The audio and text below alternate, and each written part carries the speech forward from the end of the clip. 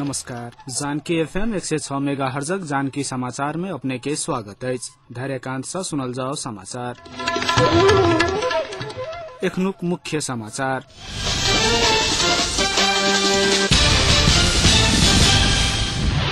Photo सहितक मतदाता परिचय पत्र वितरण के विरोध में संयुक्त लोकतांत्रिक मधेसी मोर्चा धनुषा द्वारा कल निर्वाचन कार्यालय घेराव करक निर्णय 2-3 दिन भित्रै मंत्री परिषद विस्तार भजात प्रधानमंत्री खनालक कहब।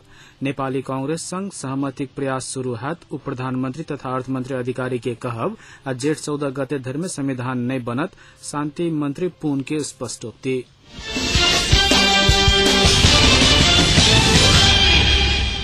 संयुक्त लोकतांत्रिक मधेसी मोर्चा धनुषा जिला निर्वाचन कार्यालय धनुषा घेराव करक निर्णय कयलक अछि। मतदाता परिचय पत्र लेल नागरिकताक अनिवार्यता हटावक मोर्चाक मांग प्रति सरकार कोनो सुनवाई नहीं कने कहैत मोर्चाक आइ सम्पन्न बैसार काल्हि 10 बजे से 12 बजे धरि निर्वाचन कार्यालय धनुषा में धरना एवं घेराव करक निर्णय कने अछि। मतदाता परिचय पत्र लेल नागरिकताक अनिवार्यताक हटावक मांग करैत छल। तेना नागरिकताक आधार पर मात्र फोटो सहित के मतदाता परिचय पत्र देवक काज मधेस विरोधी कार्यक्रम रहल उल्लेख करैत मोर्चा एहि काज के अवरोध करबाक निर्णय सेहो कयलक अछि। तमलोपाक धनुषा जिला कार्यालय में तमलोपाक सह संयोजक परमेश्वर शाहक अध्यक्षता में सम्पन्न बैसार में सद्भावना पार्टी धनुषा जिला अध्यक्ष संजय कुमार सिंह, जिला सचिव रमन सिंह, फोरम लोकतांत्रिक धनुषा जिला सचिव नरेश यादव, तमलोपाक जिला सचिव सुदेश नारायण ठाकुर, कोषाध्यक्ष हेमनाथ प्रसाद, जिला सदस्य भोलानाथ झा, योगेन्द्र राज, क्षेत्र नंबर 4 अध्यक्ष सदाशिव मिश्र सहित के उपस्थिति छलनि।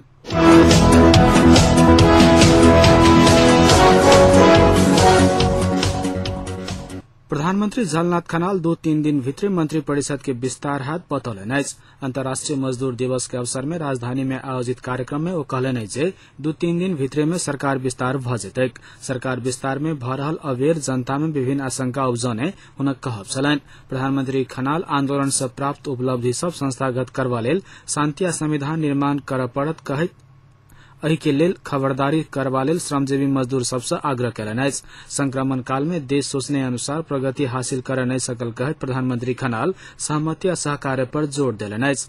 श्रमजीवी जनताक हक अधिकार संरक्षण करबा लेल सरकार प्रतिबद्ध रहल उल्लेख करैत ओ सामाजिक सुरक्षा एन लाभक तैयारी भ रहल जानकारी सेहो देलनि अछि।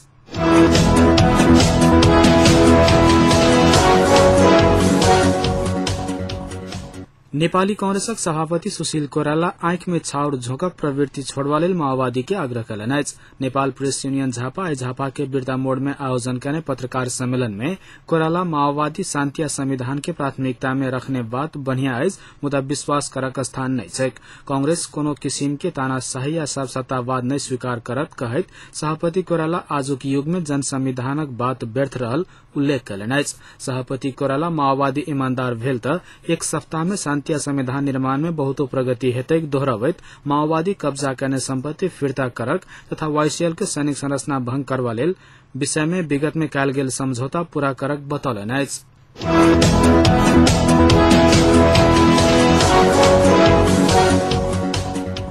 माओवादी के अध्यक्ष प्रचंड देश क्रांति प्रतिक्रांति आ बर्बादी के बाट में ठाड़ रहल बतौलनि अछि। मजदूर दिवस के अवसर में शुभकामना संदेश दैत आई अध्यक्ष प्रचंड देश अग्रगमन आ स्वाधीनताक लड़ाई लड़ रहल अछि उल्लेख कयलनि। एहन गंभीर परिस्थिति में क्रांतिकारी आ प्रगतिशील वर्ग के हस्तक्षेप आ पहल करक समय भ गेल ओ दावा सेहो कयलनि। नेपाली श्रमजीवी जनताक लंबा सशस्त्र एवं शांतिपूर्ण जनसंघर्ष से प्राप्त उपलब्धि वास्तविक जनप्रतिनिधि संस्था संविधान सभा के असफल क गणतंत्र संहिता आ धर्मनिरपेक्षताक उपलब्धि सेहो समाप्त होबक खतरा रहल कहैत ओहि के विरुद्ध ठाड़ होबय लेल सबसे आग्रह कयलनि।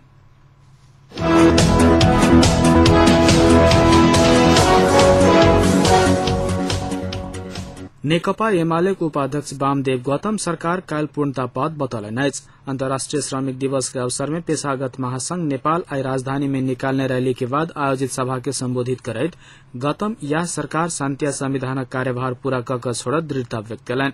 उपाध्यक्ष गौतम आब किछुए हफ्ता में शांति प्रक्रिया आ संविधान निर्माणक संबंध में ठोस प्रगति हाथ बतौलनि अछि। ओ शांति आ संविधान के उद्देश्य के साथ संक्रमण काल के घटाबय लेल दृढ़ रहल सरकार के कठिनाई में पारय लेल बंद हड़ताल आ मांग सब आगा नहीं घुसकाबक लेल श्रमिक सबसे आग्रह सेहो कयलनि। सामान्य प्रशासन मंत्री युवराज कार्की श्रमिक के पेशागत अधिकार आ मांग के विमर्श के आधार में पूरा करबा लेल अपने सब प्रतिबद्ध रहल बतौलनि। बबर महल से शुरू भेल श्रमिक के रैली नया बानेश्वर स्थित संविधान सभा भवन के सभा में परिणत भेल छल।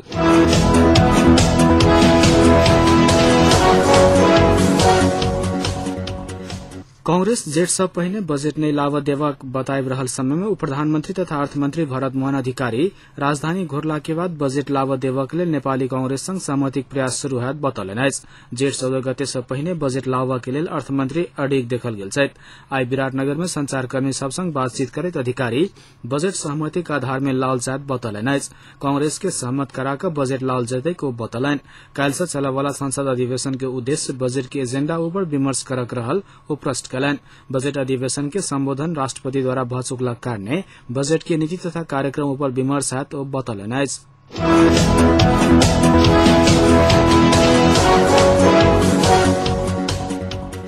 शान्ति तथा पुनर्निर्माण मंत्री वर्षमान पुन आगामी जेठ 14 गते भीतर नव संविधान नै बनत बतौलनि।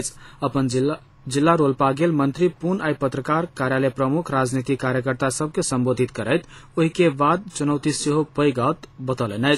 जेठ 14 गते के बाद देश में समस्या आबि सकैत अछि बतौलनि। राजनीतिक सहमति नहि भेल त देश में तनाव आबि सकैत अछि कहैत ओहि के लेल पार्टी सबके सूझबूझ के साथ निर्णय लेबाक आवश्यकता रहल हुनक कहब छलनि। ओ परिवर्तन आ सहमति के लेल सब दल के आ सरकार वाला सबके सहमति भेनाइ आवश्यक अछि बतौलनि।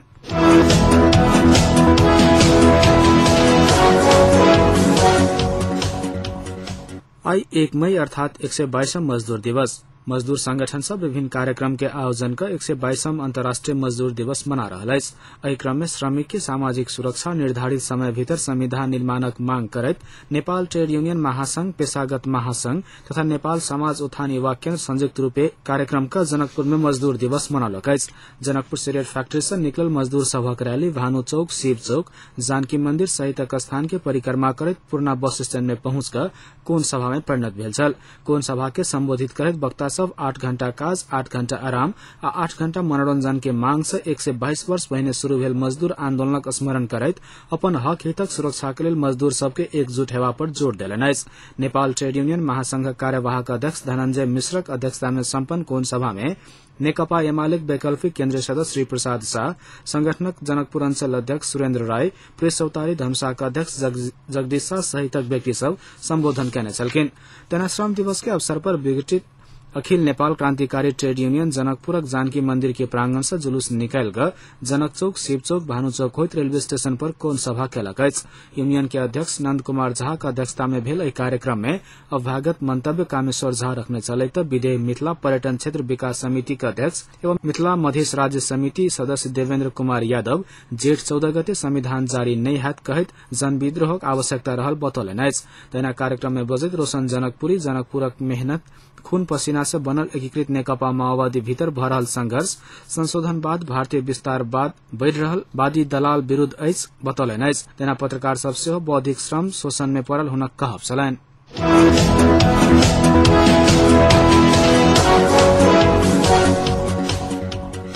अंत में पुनः एक बेर मुख्य समाचार।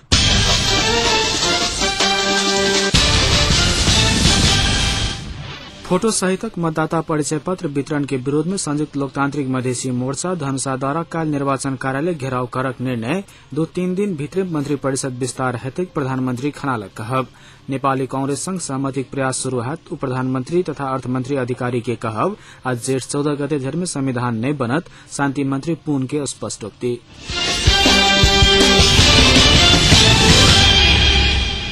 एखनुक समाचार एतै समाप्त होइतै। पुनः जानकी समाचार ल उपस्थित है। नमस्कार।